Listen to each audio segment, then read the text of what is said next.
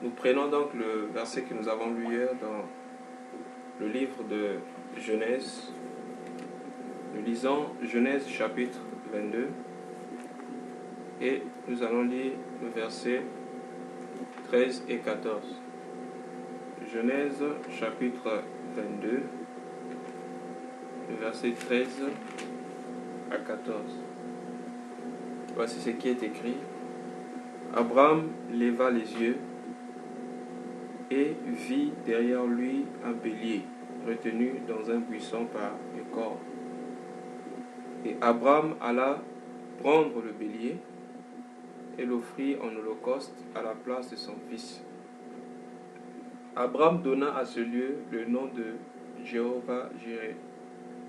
C'est pourquoi l'on dit aujourd'hui à la montagne de l'Éternel, il sera pourvu. Amen. Oui, hier nous avions commencé à parler on a continué le message sur la provision, comme sous-thème de être rassasié de Dieu. Nous avons essayé de voir dans la parole des exemples de provision. Et nous sommes focalisés sur le fait que notre provision ne vient pas lorsque le problème est déjà là ou lorsque nous avons besoin de quelque chose. Mais Dieu, dans son préscience et dans sa grande intelligence et dans ses grandes faveurs, avait déjà prévu toutes choses. Mais ce qui fait que nous ne voyons pas, ce que Dieu a prévu pour nous, c'est l'aveuglement spirituel. Donc aujourd'hui, nous continuons toujours dans cette même perspective. Nous parlons toujours de la provision. Alors, nous voyons ici que Abraham avait donné à ce lieu un nom spécifique. Quel était le nom? Il dit, le nom de ce lieu sera Jéhovah-Jireh. C'est pourquoi l'on dit à la montagne de l'Éternel, il sera pourvu. Alors, où est le lieu de la provision? Selon ce qui est révélé ici, le lieu de la provision, c'est la montagne de l'Éternel. Donc, si nous voulons recevoir la provision de Dieu, ce n'est pas à n'importe quel endroit, mais c'est à un lieu spécifique. Parce que lorsque Abraham devait monter sur la montagne, Dieu lui avait dit que tu iras à Morija, dans l'une des montagnes que moi je t'indiquerai. Donc, bien aimé, il y avait plusieurs montagnes. Mais cette montagne-là était une montagne spécifique. C'était la montagne de l'Éternel. Qu'est-ce qui faisait la différence entre cette montagne et d'autres montagnes? Parce que, bien aimé, à cette montagne-là, l'Éternel se trouvait là-bas. C'est ça la différence. Donc, bien aimé, la provision dans nos vies, ce n'est pas par rapport à ce que nous avons, ce n'est non plus par rapport à ce que nous faisons, mais la provision vient d'abord parce que l'Éternel est là avec nous. Un jour, l'ange de l'Éternel apparut à Gédéon. Il appelle Gédéon vaillant héros. Et l'ange de l'Éternel lui dit, l'Éternel est avec toi. Ah, ça c'est très important. Il dit vaillant héros et ensuite l'Éternel est avec toi. Je crois que c'est dans le livre de Juge. C'est dans Juge chapitre 6, je crois. Voilà, Juge chapitre 6, le verset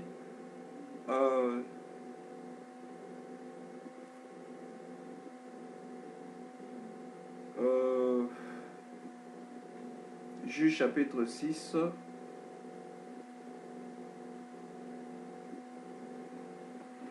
Quel verset là? Excusez-moi, je cherche rapidement le verset où on dit l'Éternel est avec toi. Je sais que c'est dans Juge chapitre 6.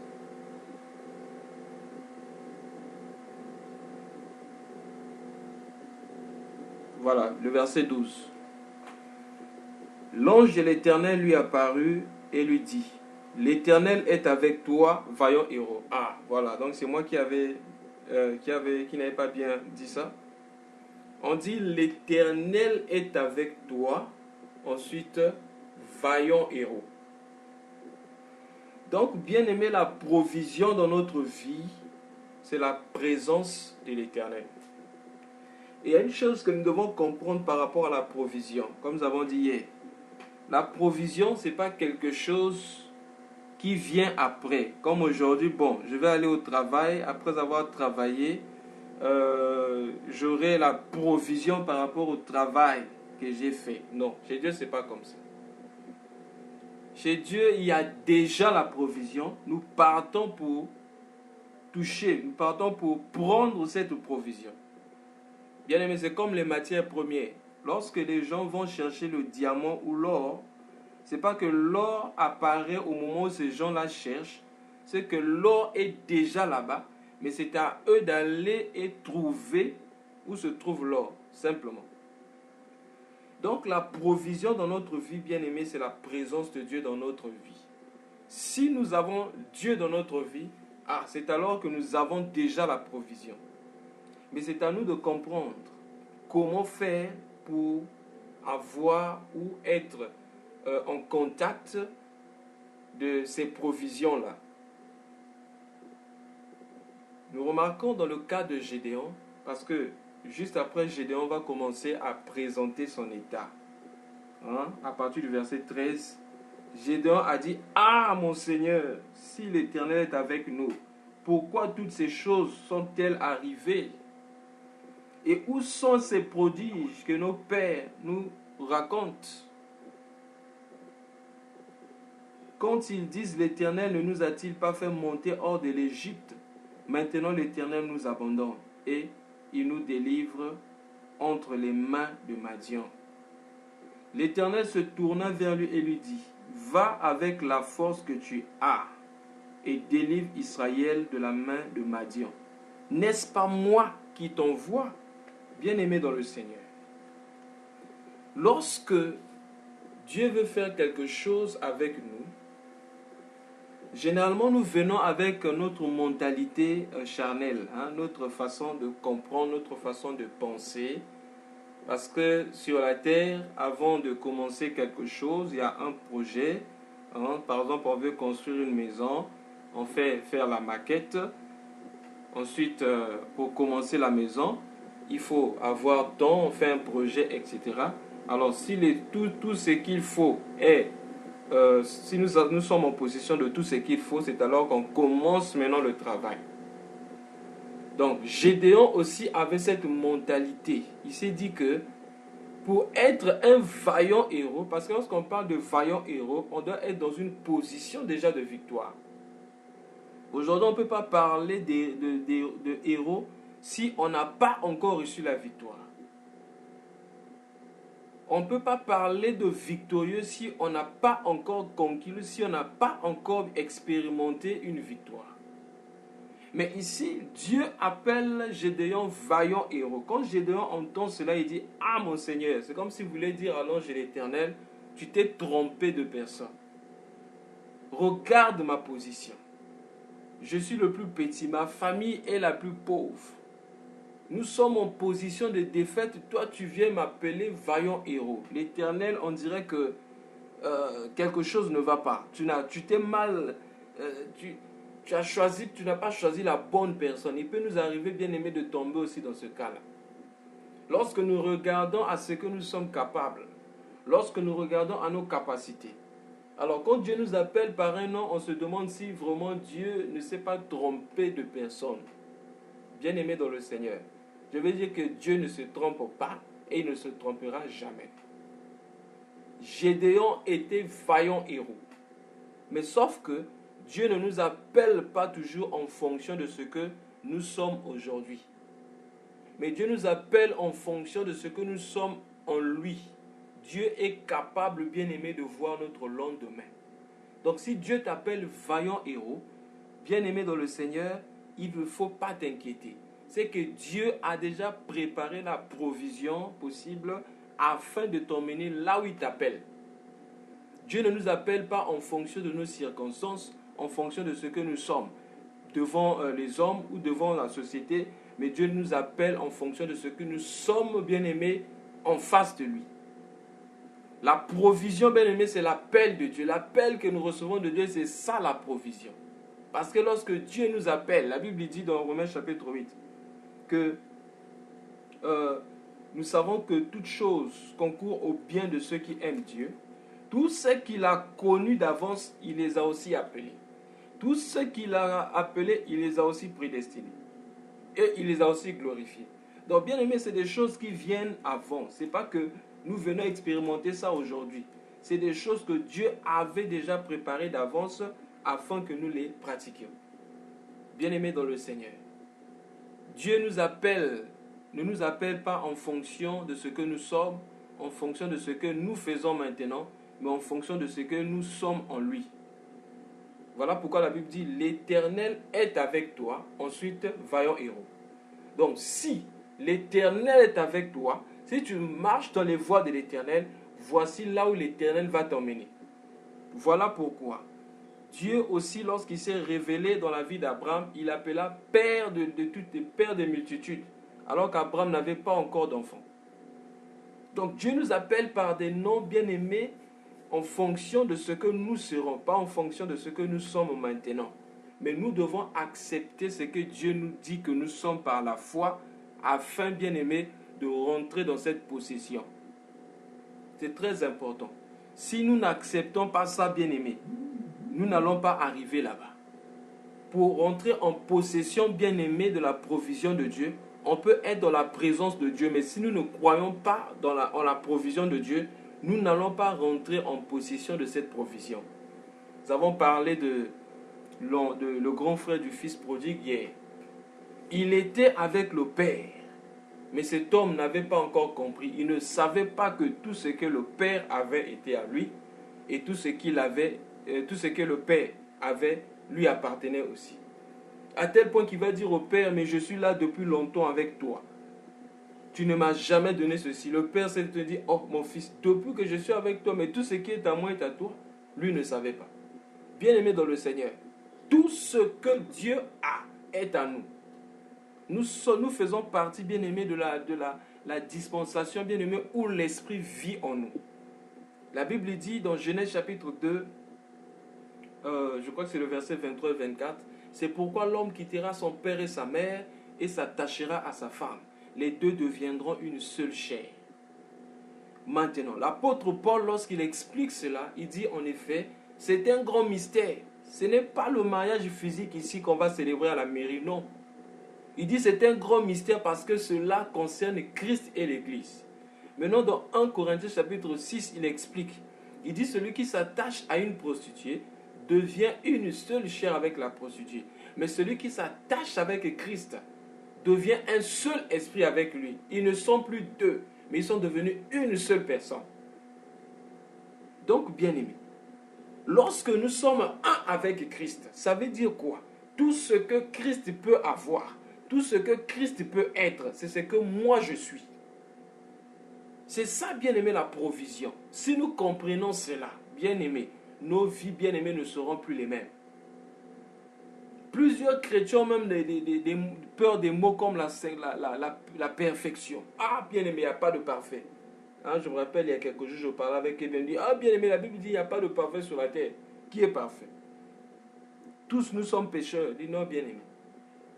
C'est vrai qu'on n'a pas encore atteint, comme disait l'apôtre Paul, mais nous tendons vers la perfection. Tout dépend, bien-aimé, de celui qui a reçu la parole. Il y a des gens qui peuvent recevoir la parole comme ça, la Bible dit, nous devons marcher comme Christ a marché. Lui il dit non, non, non. On ne peut pas marcher comme lui. Nul n'est parfait sur la terre. Continuez à vivre dans le péché parce que nous sommes pécheurs. Une telle personne, bien ne peut pas avancer avec Dieu. Mais lorsque nous regardons, nous recevons des messages, on lit des paroles par exemple comme soyez parfaits comme votre Père est parfait. Soyez saints comme celui qui vous a appelé est saint. Nous voyons une opportunité d'être semblable à Dieu. Parce que dans Pierre, nous avons lu que Dieu a déjà pourvu des choses, des moyens pour nous rendre comme lui, afin que nous participions à sa nature divine. Bien-aimé, c'est ça la provision. Je bénis le Seigneur lorsque le bien-aimé Paul était en train de conduire la prière hier. Il dit que nous avons aussi même déjà la provision de l'humilité. Ah, c'est une provision. Dieu a déjà préparé.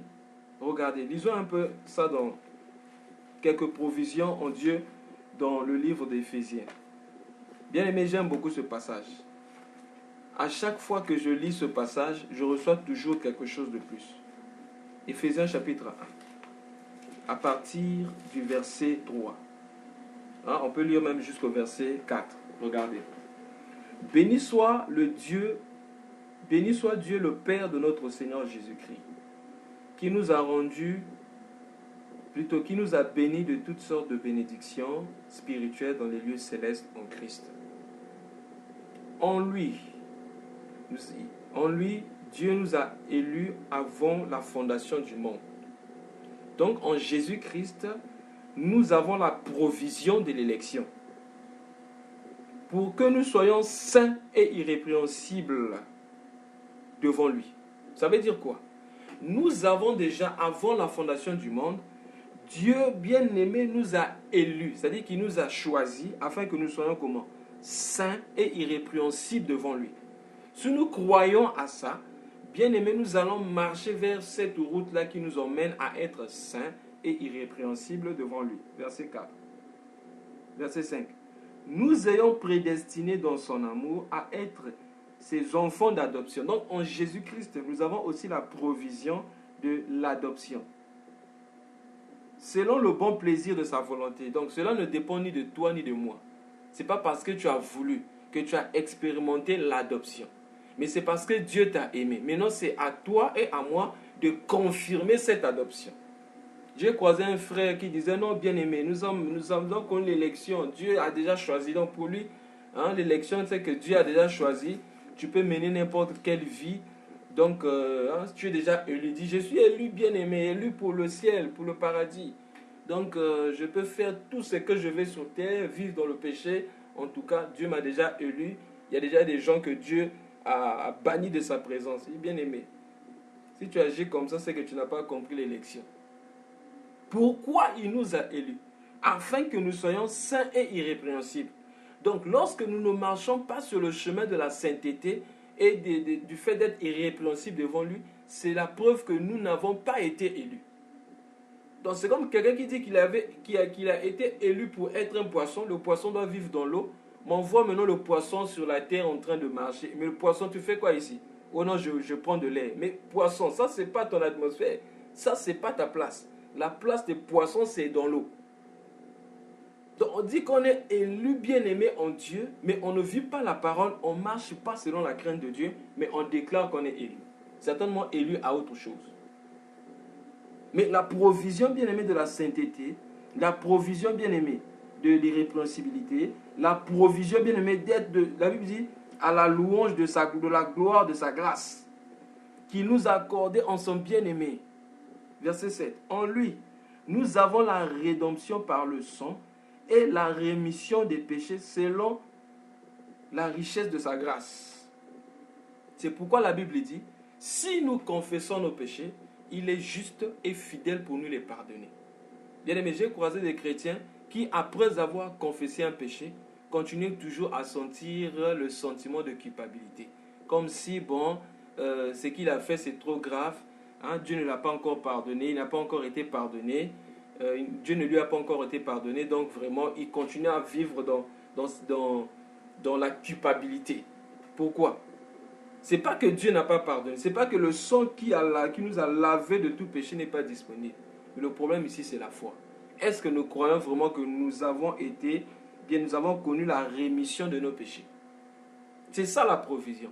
Et si nous avons compris cette provision, nous prenons par la foi cette provision des pardons de péché, nous n'allons plus sentir la culpabilité. Nous n'allons plus marcher bien aimé même dans le péché parce que nous avons compris que Christ s'est donné pour nous et nous n'allons pas continuer bien aimé à vivre dans le péché. La Bible dit au verset 8 que Dieu a répandu abondamment sur nous par toute espèce de sagesse et d'intelligence. Nous faisons connaître le mystère de sa volonté. Donc, bien aimé, même le mystère de la volonté de Dieu est une provision. Mais pour qui? Pour celui qui a la foi que Dieu va lui révéler le mystère de sa volonté. Et ce dernier va commencer à marcher de telle sorte que dans tout ce qu'il fait, c'est pour chercher à connaître le mystère de sa volonté.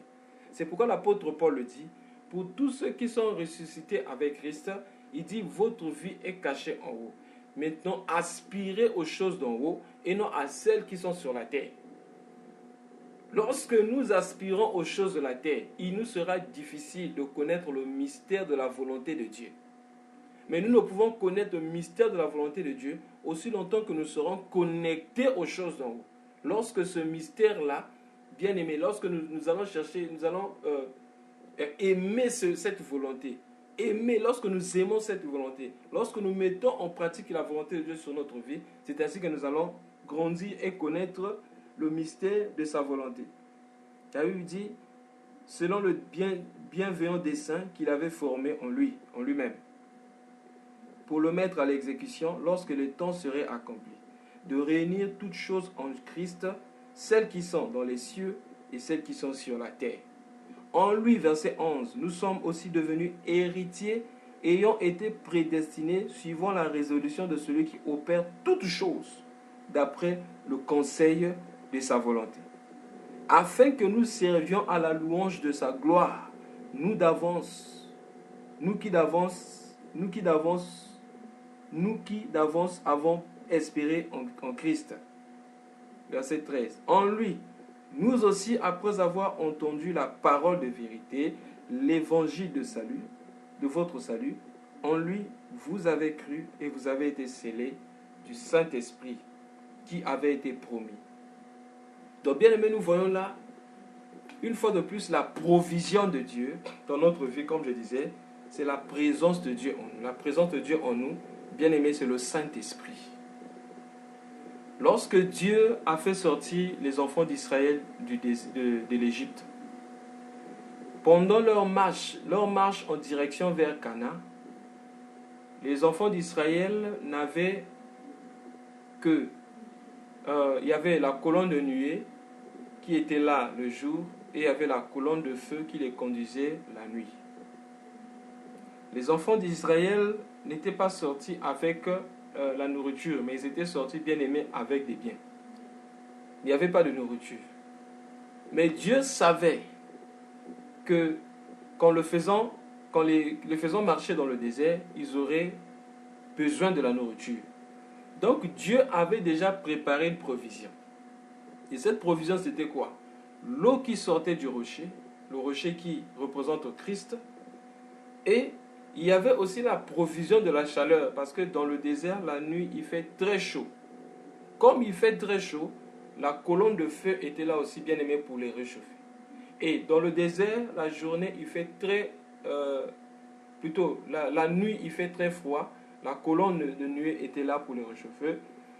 Maintenant, la journée, comme il fait très chaud, la colonne de feu les chauffait la nuit. Non, la colonne de nuée les protégeait contre le soleil. Donc c'était ça la provision de Dieu. Pendant que ces gens marchaient dans le désert, bien aimés, Dieu avait déjà préparé toutes ces choses.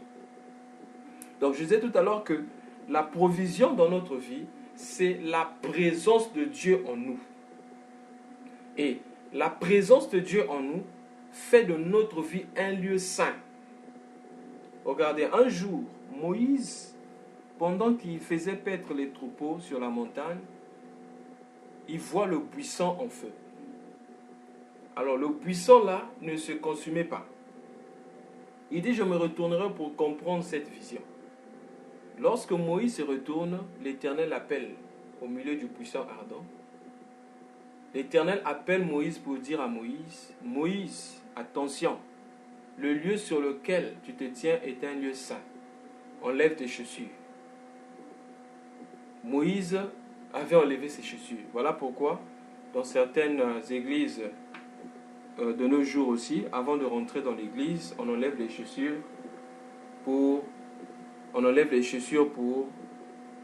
avant de rentrer dans l'église. En disant que le lieu saint, c'est ça le lieu saint. Donc, il faut enlever les chaussures avant de rentrer dans l'église. Bien-aimés dans le Seigneur, les apôtres n'enlevaient pas les chaussures avant d'entrer dans les synagogues ou encore dans les lieux de prière, dans leurs assemblées. Pourquoi? Parce qu'ils avaient compris que le lieu saint, ce n'était pas une maison, mais le lieu saint. Le lieu qui devait être saint, c'est son corps, c'est leur corps, c'est-à-dire toi et moi. C'est ça, bien-aimé, le lieu saint.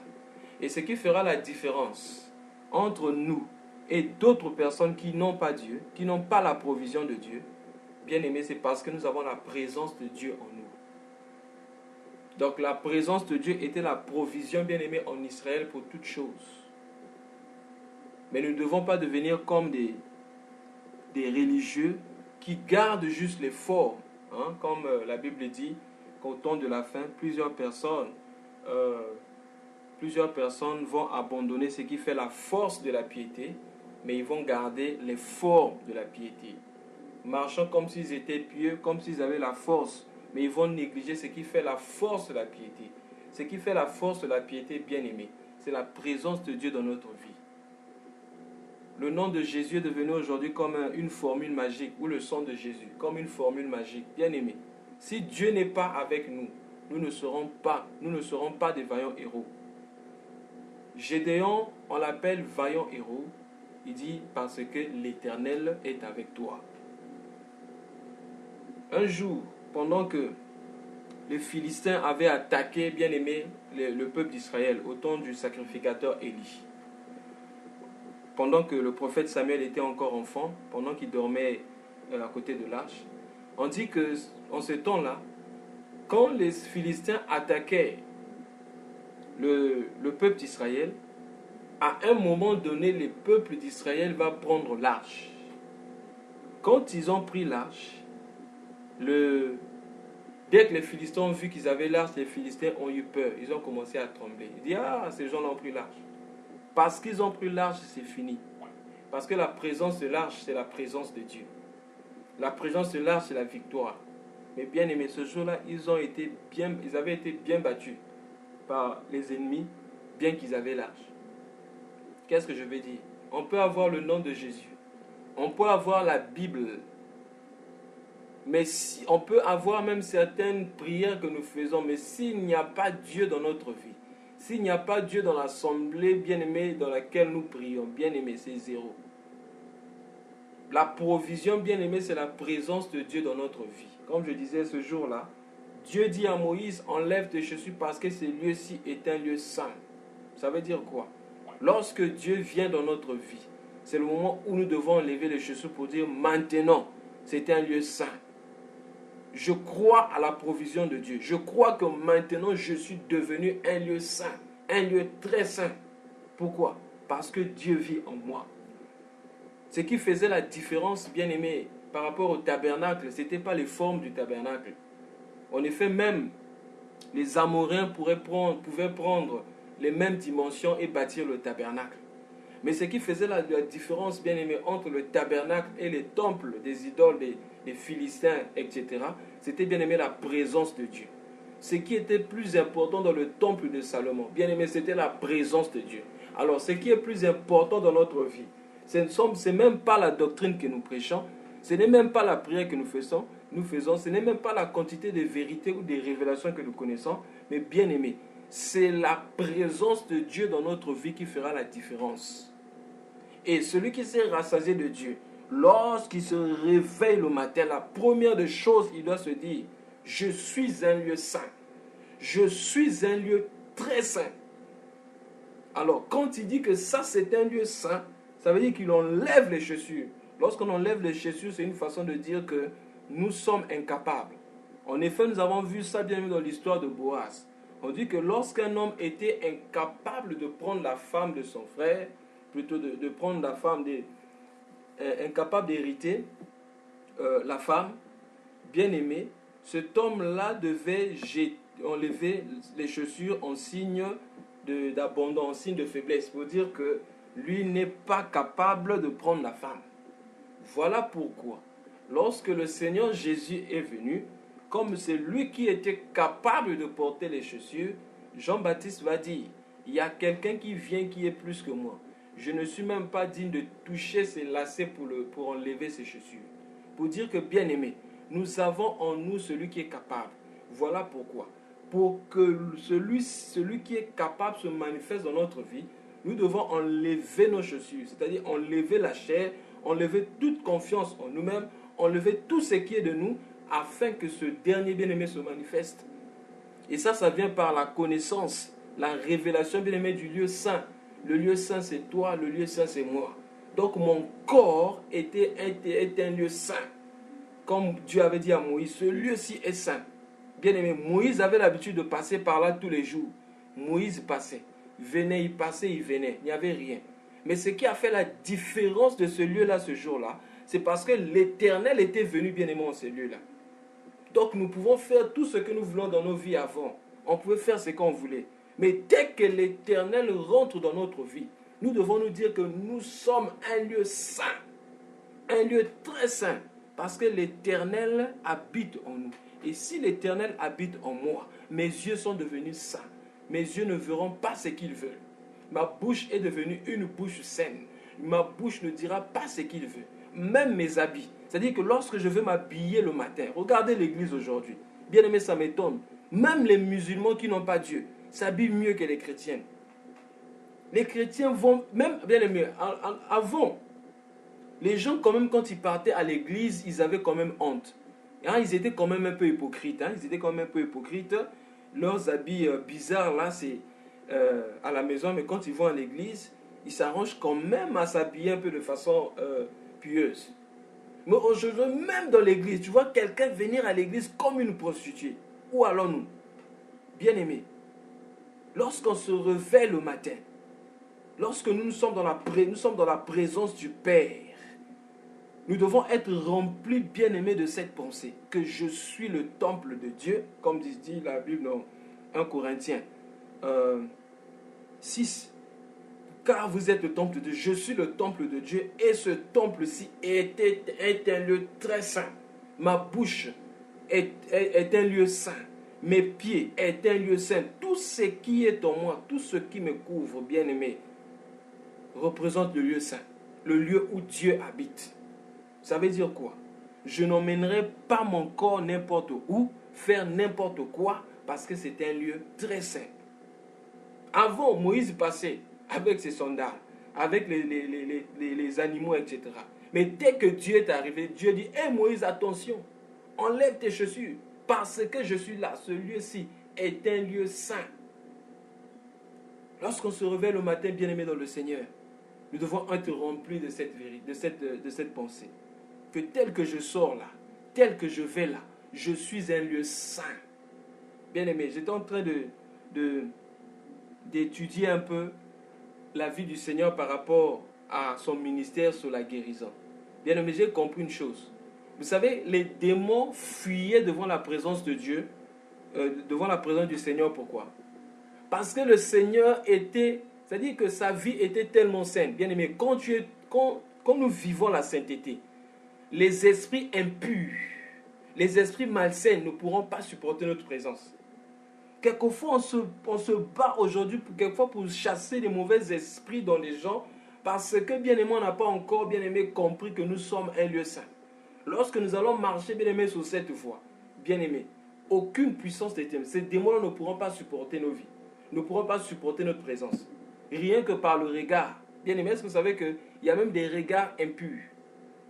Je crois que c'est l'apôtre Paul qui parle de ça.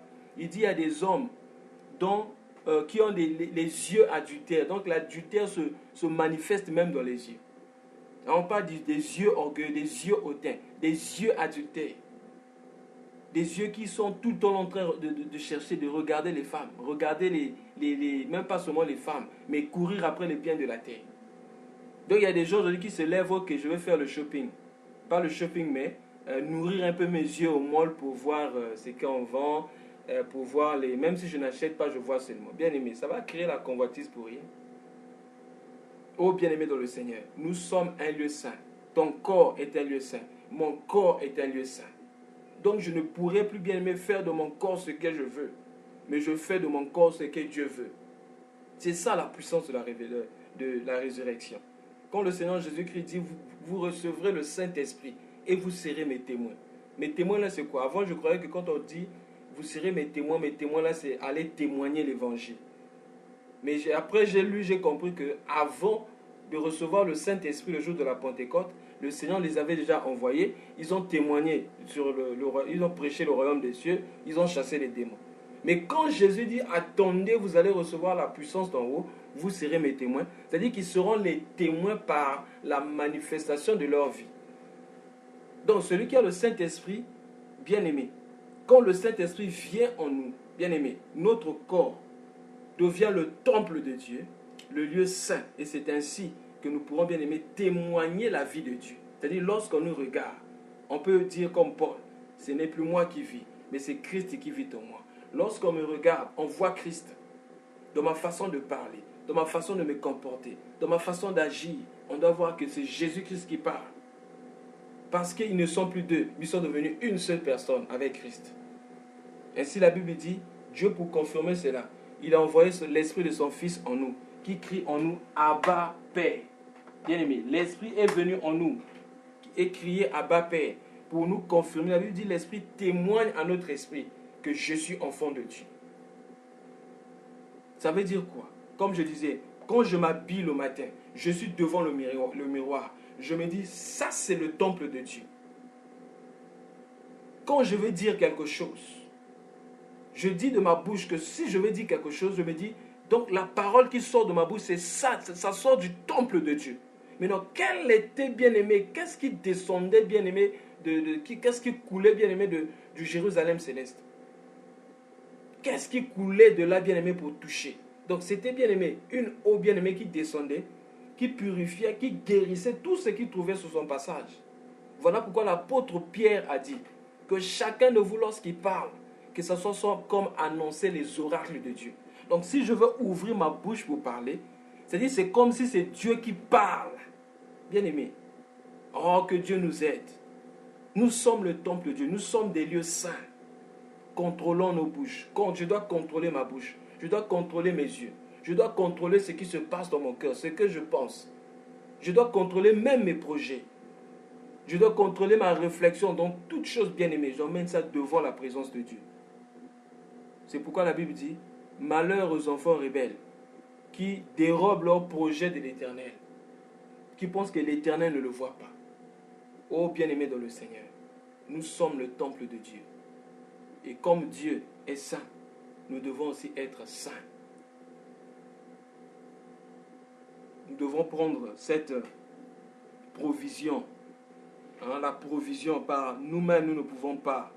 Mais si nous croyons bien-aimés à ça, si nous croyons bien-aimés à cette provision, bien-aimés, du jour au jour, même si nous avons des faiblesses, les choses vont changer. Dieu va changer notre vie. C'est parce que nous ne croyons pas en Dieu. Nous ne croyons pas en l'amour de Dieu. Nous ne croyons pas en la provision de Dieu. Alors que c'est des choses que Dieu a disposées pour nous. C'est comme quelqu'un à qui on a donné beaucoup d'argent, mais on lui a donné une carte monétique. On dit qu'il faut aller au distributeur automatique, voici le code. La personne ne croit pas. Bien aimé, il y a une chose qui fait très mal à Dieu. J'ai lu en lisant l'histoire du peuple d'Israël, où on dit que les enfants d'Israël avaient provoqué et irrité l'Éternel. C'était pourquoi? Lorsque les enfants d'Israël n'avaient pas cru en l'Éternel. Bien aimé, quand on ne croit pas en Dieu, c'est une façon de dire à Dieu qu'il est incapable. Ah bien aimé, lorsqu'on dit à Dieu qu'il est incapable, c'est grave. Nous devons croire en la provision de Dieu. Si Dieu dit marcher selon l'esprit, c'est qu'il nous a rendu capables de marcher selon l'esprit. Si Dieu dit ce que Dieu veut dans votre vie, c'est la sanctification et la paix, il est capable de nous donner de marcher dans la paix. C'est pourquoi la Bible dit dans Romains chapitre 12, aussi longtemps que cela dépend de vous, soyez en paix avec tout le monde. Et la Bible va plus loin. Si ton ennemi a faim, donne-lui à manger. S'il a soif, donne-lui à boire. Et la Bible dit, domine le mal. Ne sois pas dominé par le mal, mais domine le mal par le bien. Mais combien de chrétiens aujourd'hui ont des problèmes? Ils sont même des porteurs de guerre au lieu d'apporter la paix. Bien-aimés dans le Seigneur, nous pouvons être en paix avec tout le monde. Même si ces gens ne nous aiment pas.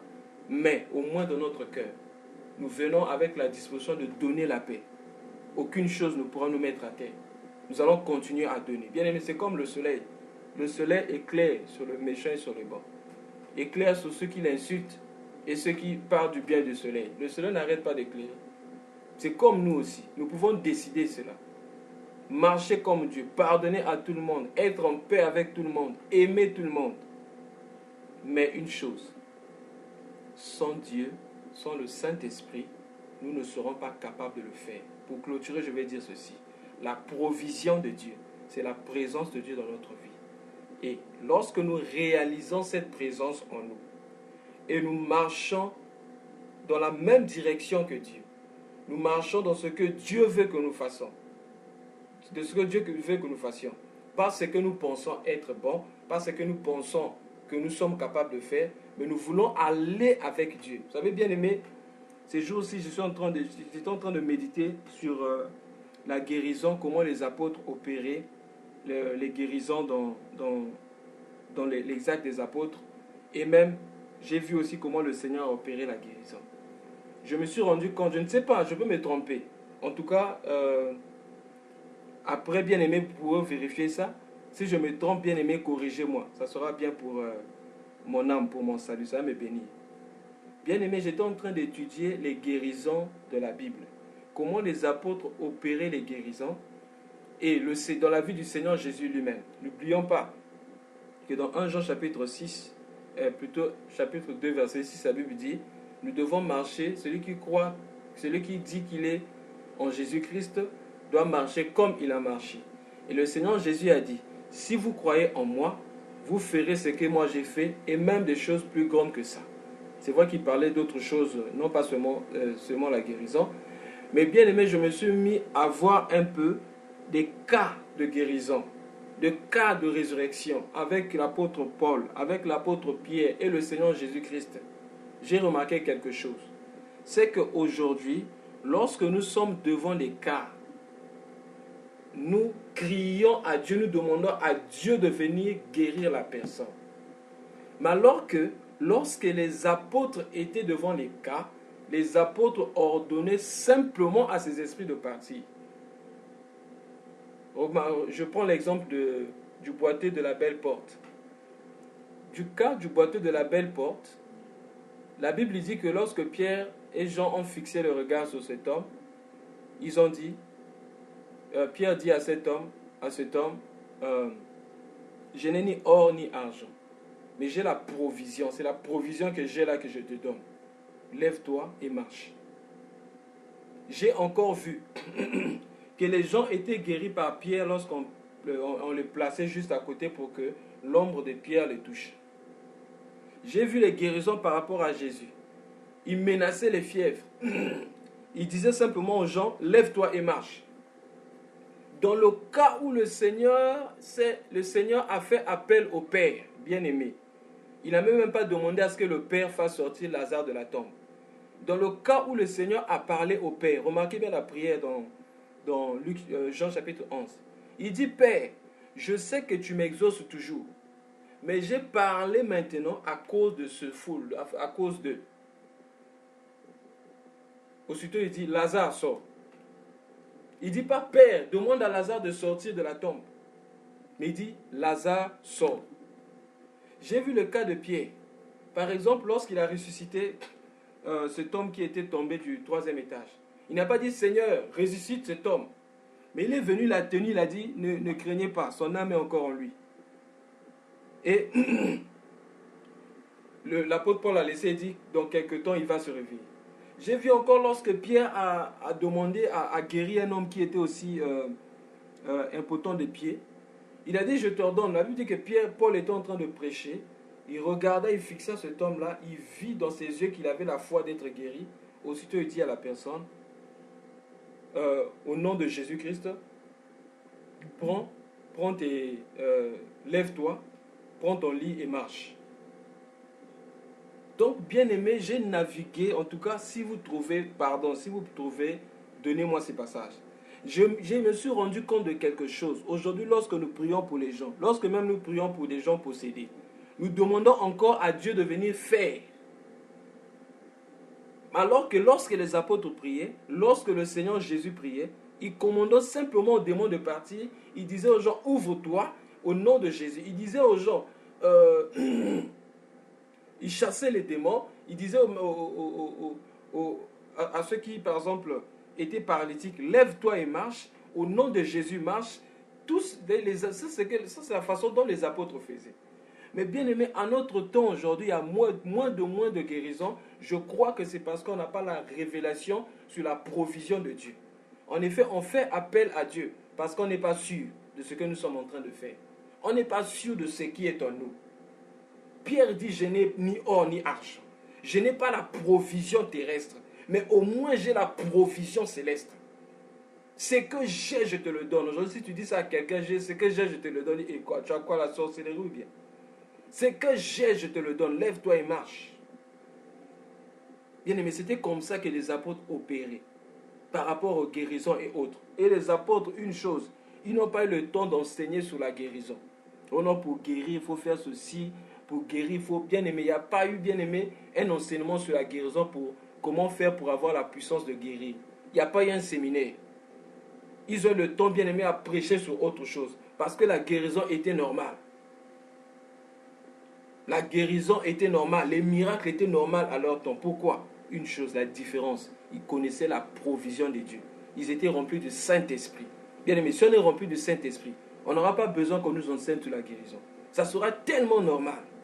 Parce que le Fils habite en nous. Quand on voit quelqu'un qui est malade, ok, qu'est-ce que le Seigneur... D'abord même la mission que le Seigneur a donnée, l'ordre que le Seigneur a donné.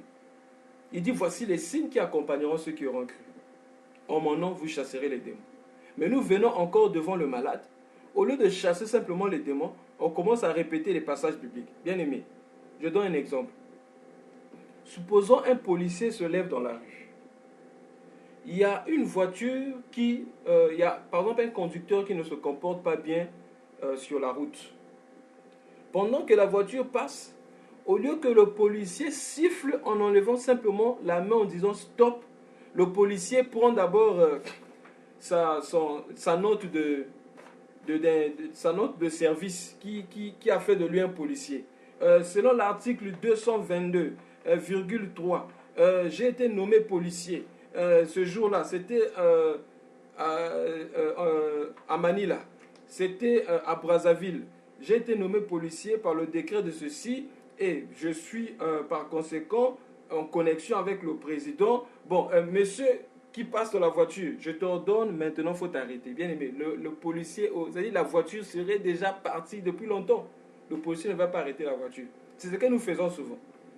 On est devant le cas, au lieu d'exercer l'autorité, nous prenons d'abord le temps de citer. Ce n'est pas mauvais, hein, quelquefois de citer les versets bibliques, c'est pour notre encouragement, c'est pour notre foi.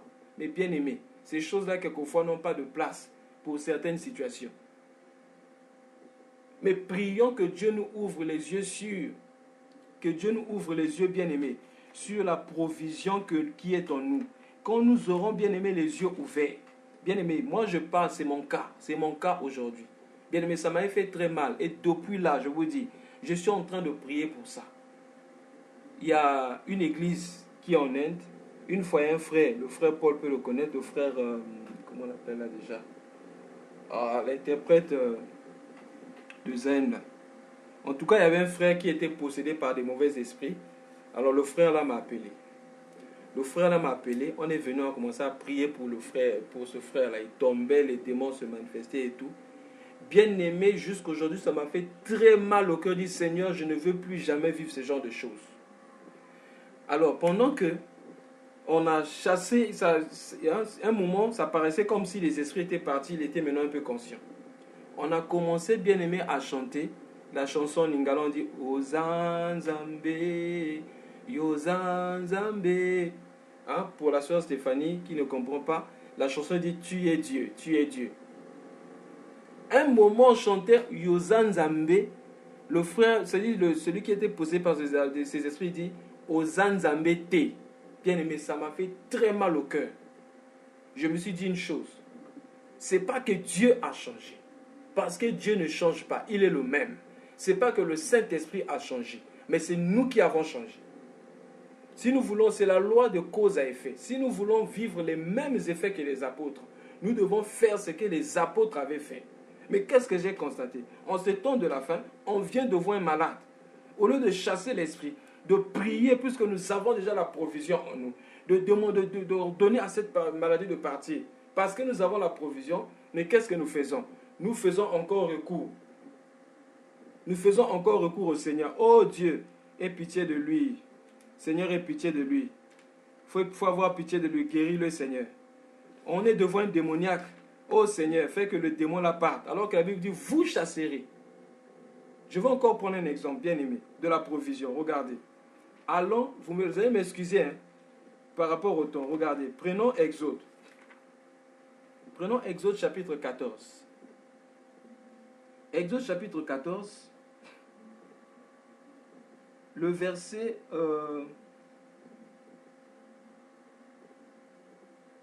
à partir du verset 12. 12 jusqu'au verset 16. Exode 14, 12 à 16. Bon, 11 à 16. Ça, c'est lorsque les enfants d'Israël ont murmuré parce qu'il y avait les Égyptiens derrière. Pendant qu'il y avait les Égyptiens derrière, la mer rouge devant, ils ont commencé à dire, ah Moïse, c'est pas ce que nous te disons lorsque nous étions encore avec toi en Égypte, il fallait qu'on reste seulement là-bas. Parce que là, nous sommes en train de mourir. Maintenant, le verset 13, Moïse dit, répondit au peuple, ne crains rien. Reste en place et regarde la délivrance que l'Éternel va vous accorder en ce jour. Car les Égyptiens que vous voyez aujourd'hui, vous ne le verrez plus jamais. L'Éternel combattra pour vous et vous gardez silence. Maintenant, regardez la réponse de l'Éternel à Moïse. L'Éternel avait réprimandé Moïse en réalité. Regardez. L'Éternel dit à Moïse, pourquoi ces cris? C'est-à-dire l'Éternel s'étonne, mais pourquoi ces cris? Parle aux enfants d'Israël et qu'ils marchent. Toi, lève ta verge et tends ta main sur la mer. Et fends-la. Il n'a pas dit et je vais fondre et je vais fondre la mer. Mais il dit toi Moïse, toi, et fends-la et que les enfants d'Israël entreront au milieu de la mer à sec.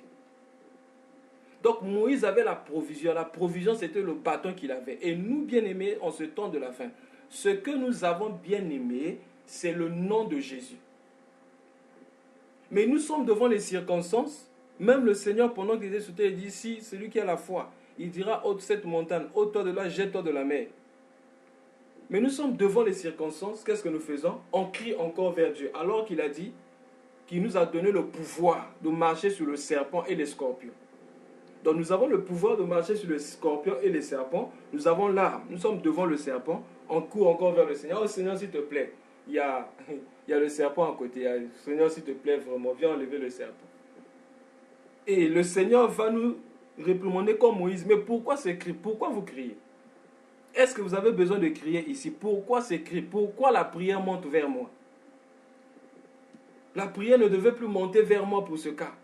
Parce que, bien aimé, l'ambassadeur n'appelle pas tout le temps son pays pour chaque problème. Il y a des problèmes pour lesquels l'ambassadeur fait recours au pays. Mais pour certains problèmes, l'ambassadeur n'appelle pas le pays. Il y a certains problèmes qu'il règle lui-même. Mais pour certains cas, il fait recours au pays. Lorsque Jésus était devant la fille de Jairus, il s'est penché simplement vers l'enfant et a dit à l'enfant, ouvre-toi. Assois-toi. Mais quand il est arrivé vers comment on appelle ça? Juste après, quand il devait multiplier le pain, il a levé les yeux vers le ciel. Bien-aimé, on ne doit pas aller à Dieu pour toutes les situations. Parce que Dieu ne fera pas pour nous ce qu'il nous a rendu capables de faire. Prenons encore un autre témoignage dans le livre d'Esther. C'est là que nous allons nous arrêter. Regardez encore ce témoignage. Par rapport à la provision que nous avons, mais quelquefois que nous négligeons. Regardez. Dans Esther, chapitre 8. Esther chapitre 8, nous allons lire le verset 7 au verset 8. Esther chapitre 8, du verset 7 au verset 8. Le roi Assyrus dit à la reine Esther et au juif Mardochée: Voici, j'ai donné à Esther la maison d'Aman, et il a été pendu au bois pour avoir étendu la main contre les Juifs. Regardez bien le verset 8. Écrivez donc en faveur des Juifs comme il vous plaira au nom du roi, et scellez avec l'anneau du roi, car une lettre écrite au nom du roi et scellée avec l'anneau du roi ne peut être révoquée. Oh bien-aimés, nous sommes bien-aimés au temps du soir. La Bible dit, c'est au temps du soir que la lumière apparaîtra. Le matin, Jésus est venu dans la chair, parce que le matin, c'était le temps d'Israël. Mais la nuit, bien-aimée, c'est la lune qui éclaire. Or, la Bible dit, lorsque Dieu créa les cieux et la terre, le quatrième jour, il avait fait deux grands luminaires. Il y avait le soleil qui devait présider. Présider, c'est ruling, to rule, commander le jour. Et la lune pour commander la nuit. Donc, le temps de l'église, c'est le temps du soir. C'est la lune bien-aimée qui commande sur terre. Mais pas par sa propre lumière, par sa lumière, la lumière qui reçoit du soleil. Bien-aimé, Esther, le nom Esther signifie étoile. Voilà pourquoi Abraham avait deux descendances. Il y avait la descendance céleste, c'est-à-dire le sable de la mer, et la descendance céleste qui est les étoiles du ciel. Or, quand on parle de l'étoile, nous voyons déjà l'église. Maintenant, au temps de l'église, le Seigneur Jésus m'a donné la puissance. Et cette puissance est en son nom. Il n'a pas dit, lorsque vous avez des problèmes, tournez vers moi. Le roi dit ici, tout ce que nous devons faire, c'est faire, la Bible dit, tout ce qui vous semblera bon. Mais, bien aimé, sachant que ça soit dans la volonté de Dieu.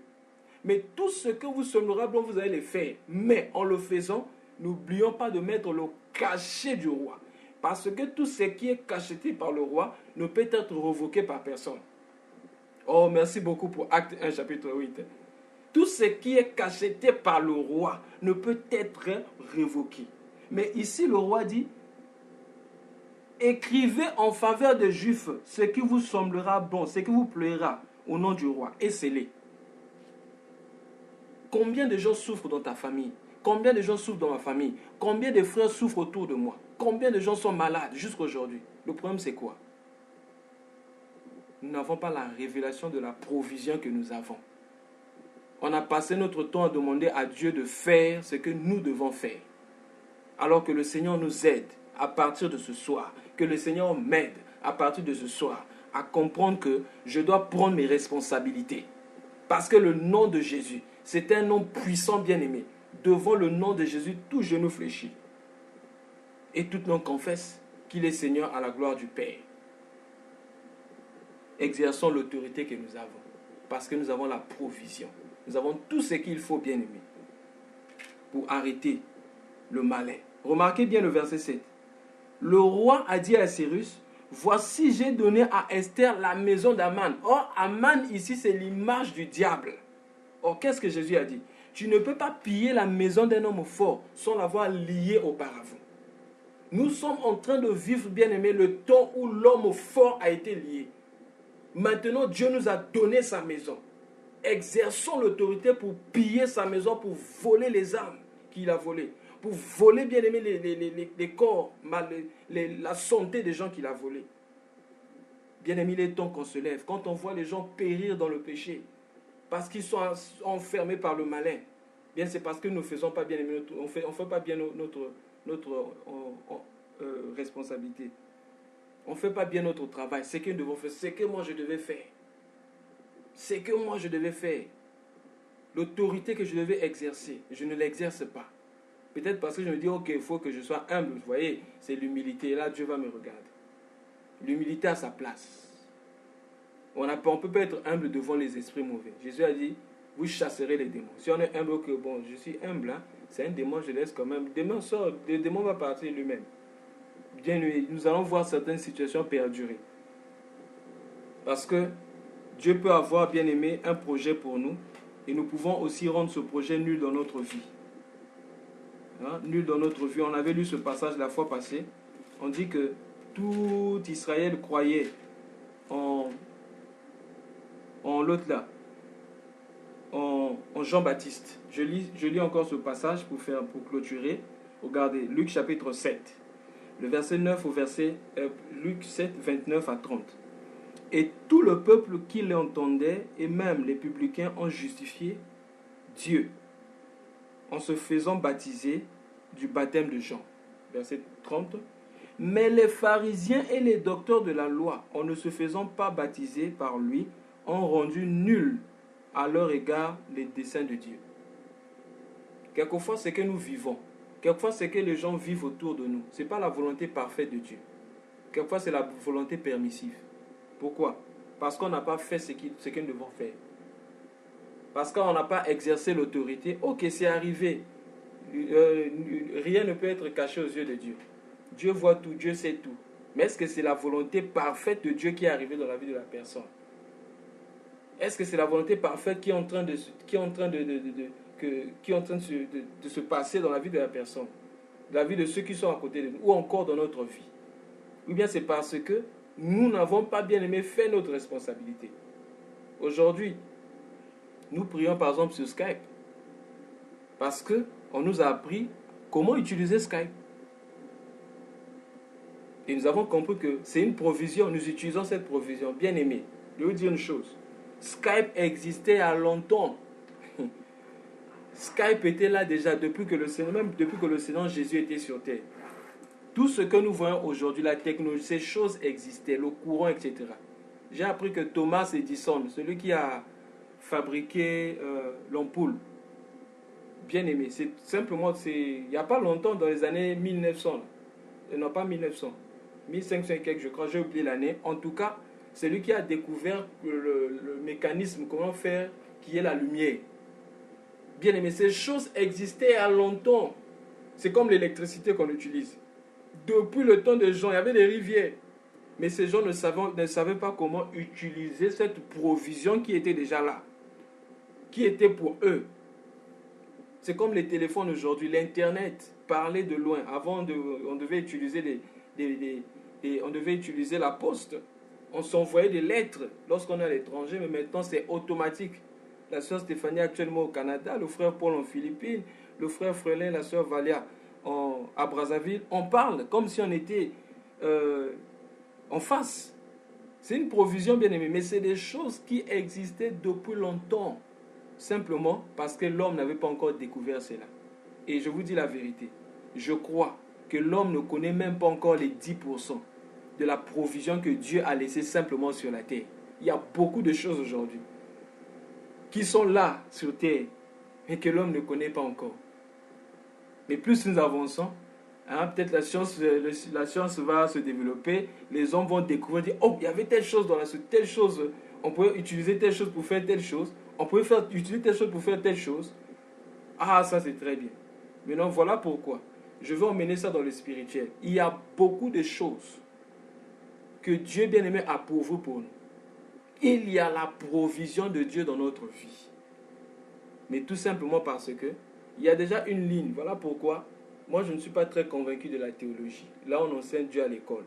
C'est-à-dire qu'on donne déjà une ligne. Quand tu vois telle chose, Dieu agit comme ça. On a déjà mis Dieu dans un pot. Et on a mis Dieu dans un carré à tel point que c'est difficile maintenant de connaître Dieu. Parce qu'on a limité Dieu par notre mentalité. On dit Dieu c'est ça, c'est fini. Donc du coup, on ne peut même pas connaître vraiment qui est Dieu. Voilà pourquoi j'aime ce que le bien-aimé Paul aime dire souvent quand il conduit la prière. Que Dieu nous délivre du Dieu que nous connaissons.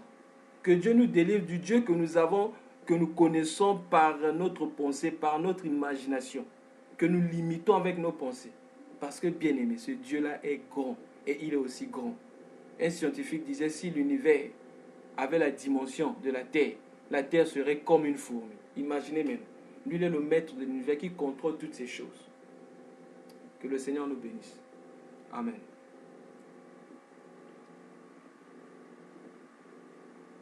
Merci beaucoup pour le temps.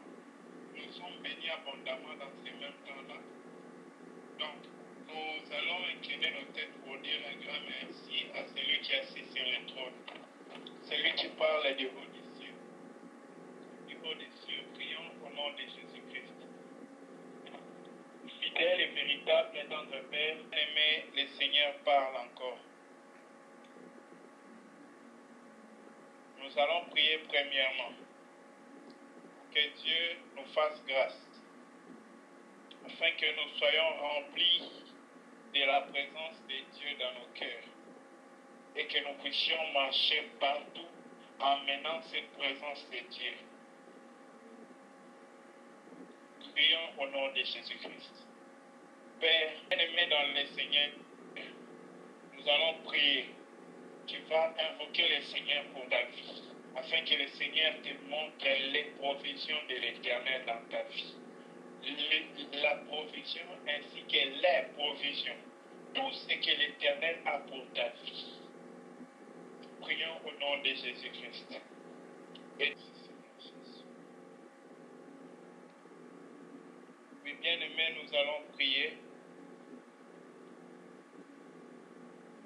Nous allons demander à Dieu de nous aider à croire à sa provision et à exercer le pouvoir que sa provision nous donne. Très souvent, bien-aimés, devant les cas, nous avions l'habitude d'appeler, comme les prophètes de Baal, l'intervention de Dieu. Mais notre Dieu n'a pas la procédure ou la méthode des prophètes de Baal. Notre Dieu, c'est un Dieu qui marche avec nous, qu'on ne va pas interpeller pour qu'il vienne soudain. Prions afin que Dieu nous aide à exercer le pouvoir, l'autorité qu'il nous a donné, la provision qu'il a mis en nous. Prions au nom de Jésus-Christ. Papa, tu n'es pas un mythe, tu n'es pas une histoire, mais à cause de nos péchés, Père, nous avons, Éternel, rendu ta lumière opaque. Éternel, au point que ta lumière ne traverse pas vers les hommes. Maintenant, nous t'en supplions, Père, change ma vie, change nos vies, change la vie de chacun de nous. Papa, et laisse que ta lumière puisse. Père, que ceux qui nous ont vus commencent à te voir. Papa, viens remplir nos vies de l'exercice de l'autorité, du pouvoir éternel que tu as investi en nous. Donne-nous, Seigneur, la direction de ton esprit, afin de savoir quand est-ce que nous devons recourir à toi et quand nous devons, Seigneur, exercer ou manifester ce que tu nous as donné. Père, tu n'as pas demandé à Moïse, quand il se tiendra devant Aaron, de venir pour crier à toi. Mais Éternel, quand il était devant Aaron, Moïse pouvait comprendre qu'il doit jeter les serpents, les bâtons devant Pharaon pour que les bâtons deviennent un serpent. Père, apprends-nous, Seigneur Jésus. Yahweh Père, comment opérer avec toi. Amène-nous dans ton sein, Yahweh Père, fond